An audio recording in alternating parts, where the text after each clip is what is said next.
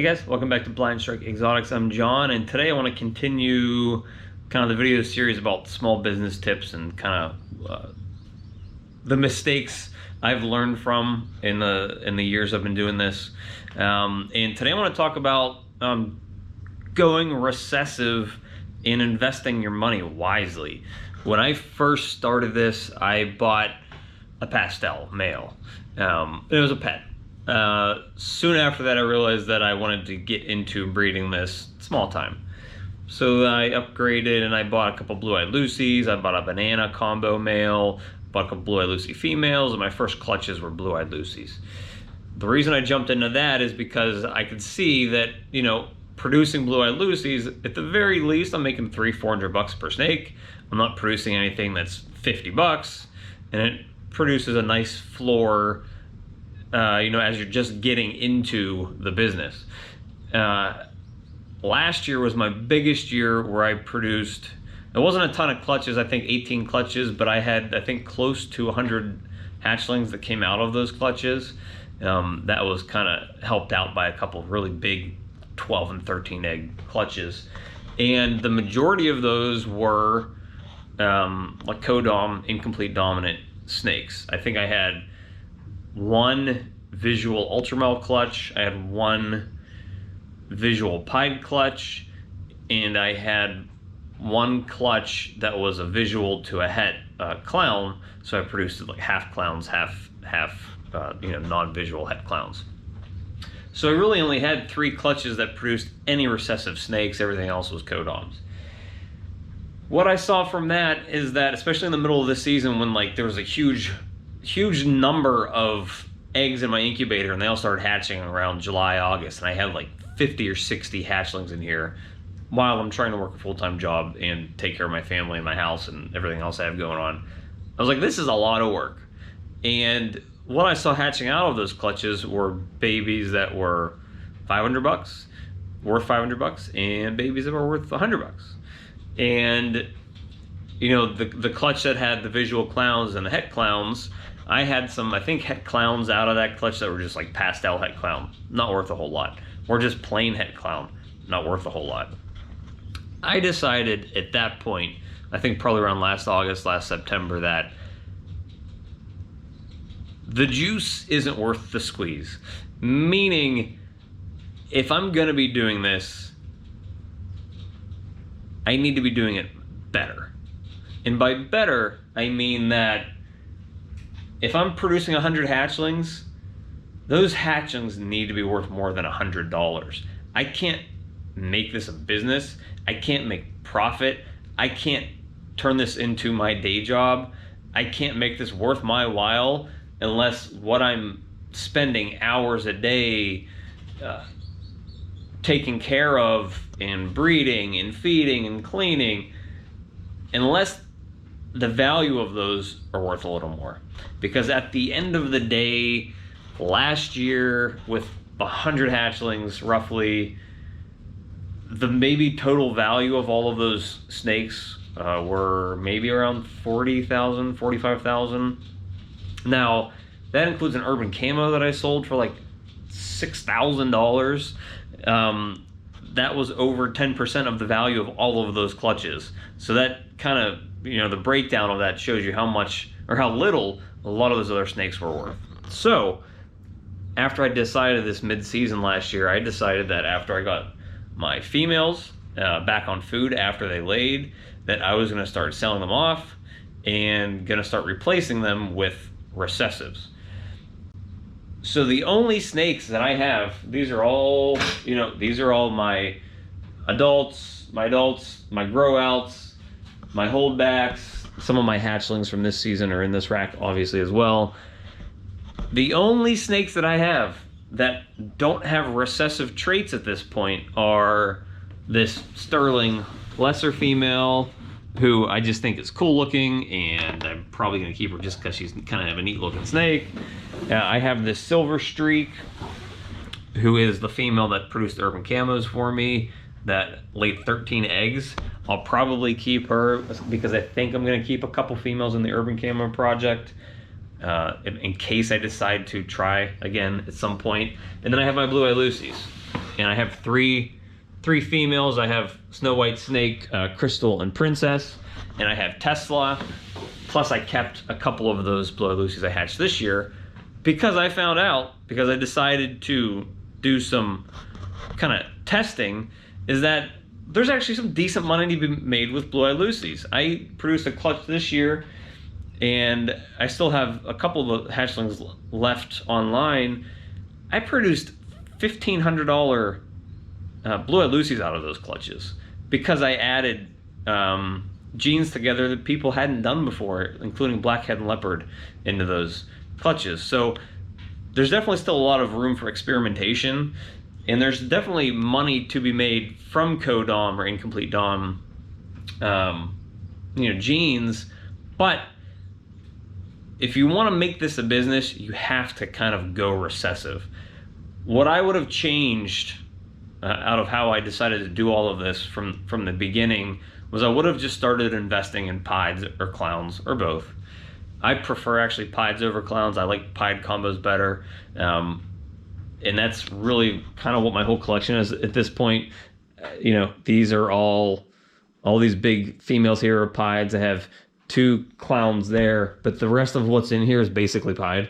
There's some clowns mixed in there, but I would say 60 to 70% of the collection is all pied at this point, or a double recessive pied.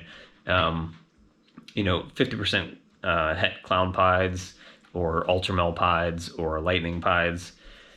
Because that's really where the money's at, is in recessive genes. If they're single gene pieds, I don't know if they're selling for this, but BHB was just selling just plain visual pieds for $500. So if you buy 2 pieds, a male and a female, and you breed them together, everything in that clutch is going to be worth $500. And if you add a couple genes into that further down the line, you're just piling on the value in those clutches. And that's kind of what the goal of this is if you're trying to make this into a business. I'm not talking to the people that are doing this as a hobby, that just enjoy breeding snakes. If they're not worried about making money and they're just worried about funding their projects, then it doesn't matter what you're doing. It really doesn't. Although, again, as I referenced in the last video, I don't think people should just be producing normal snakes at this point, unless they have like triple hets. People should really be getting away from just producing normal snakes, because single gene or 2 gene incomplete dominant snakes at this point aren't really expensive.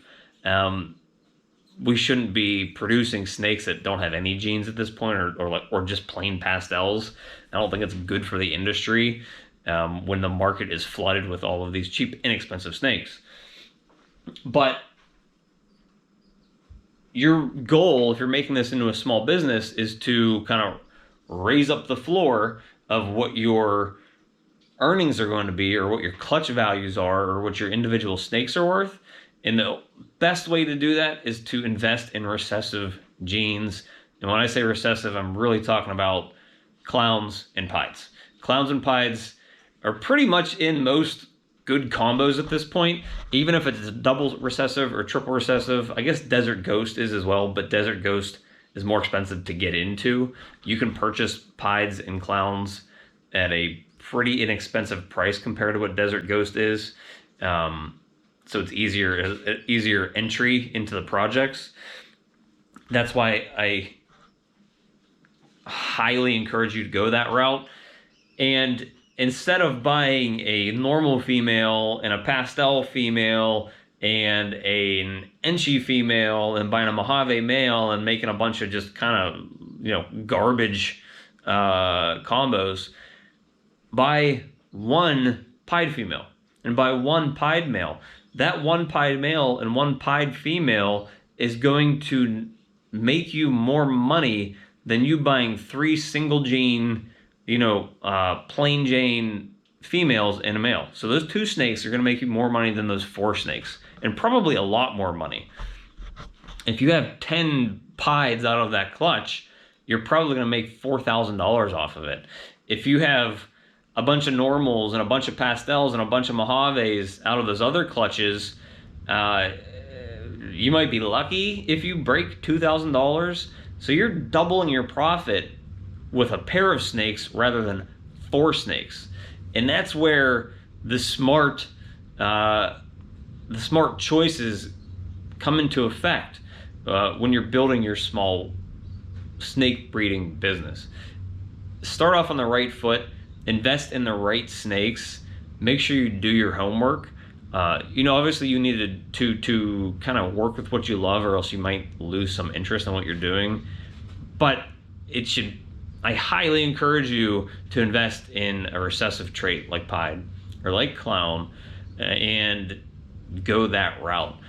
Kind of stay away from just buying the more simple, incomplete, dominant genes in snakes, and you're going to start yourself off on the right foot. I mean, I literally last year, once I realized what I was doing, where I was spending a ton of time down here, and it wasn't worth the profit I was making off it, wasn't worth my time when I had better things to be doing.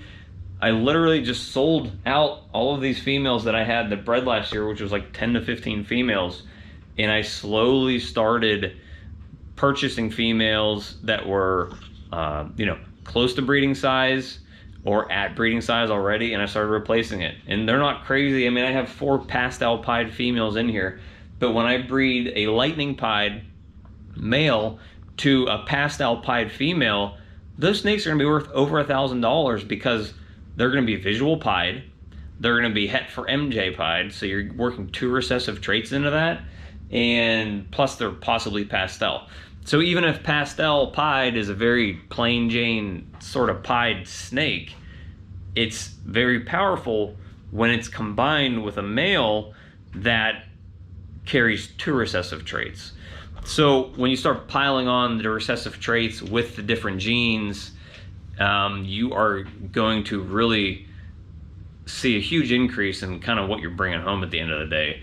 I have my leopard OD Firefly Ultramel male that's het pied that I got from Ozzy last year, and he has been pairing up crazy with this bamboo ultra pied, my OD het pied, a pastel pied, and a plain Jane pied.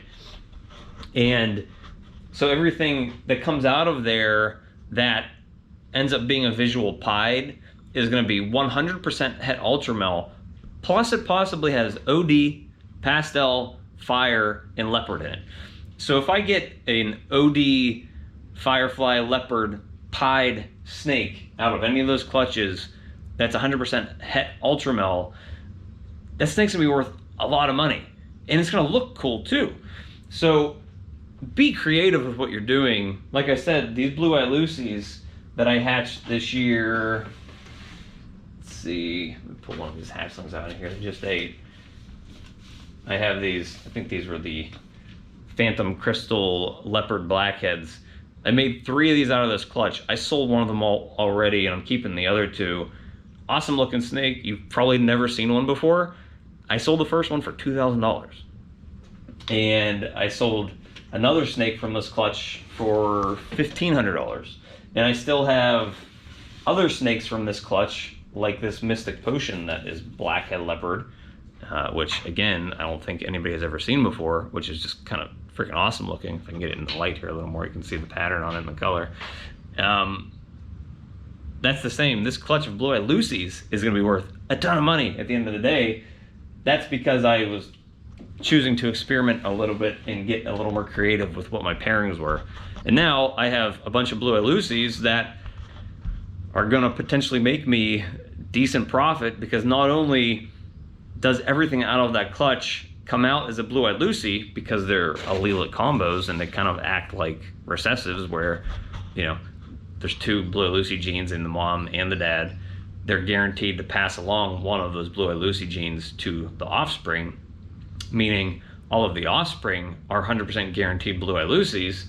Plus, if the parents are carrying blackhead and leopard or pastel or whatever else, the babies are probably going to come out with one of those 3 genes, or all 3 of them. Be creative with your pairings. Try to put things together that haven't been done before. You have to be creative. That's why JKR is constantly coming out with new things that nobody's ever seen before, because he's putting things together that people haven't done. You can still do that without a lot of money.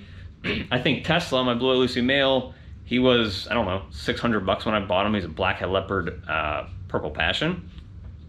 My Blue Lucy females, I mean, you've seen them probably in Morph Market. She's a special lesser. She's a special crystal. She's a mystic potion. Nothing crazy. They're big females, so you know more expensive females cost a lot. But you can buy those as babies for $500 probably. And so you put that crazy male with 3 plain Blue Lucy females, and you're profiting. So be creative with stuff, but stick with recessives if you can. Invest in 2 snakes rather than 4, and you'll see a huge difference in what the floor of what your profit is. You'll be making more money per snake, per clutch, for the same amount of work or less work than you'd be doing as if you had 200 or 300 hatchlings in here. So you want to work smarter.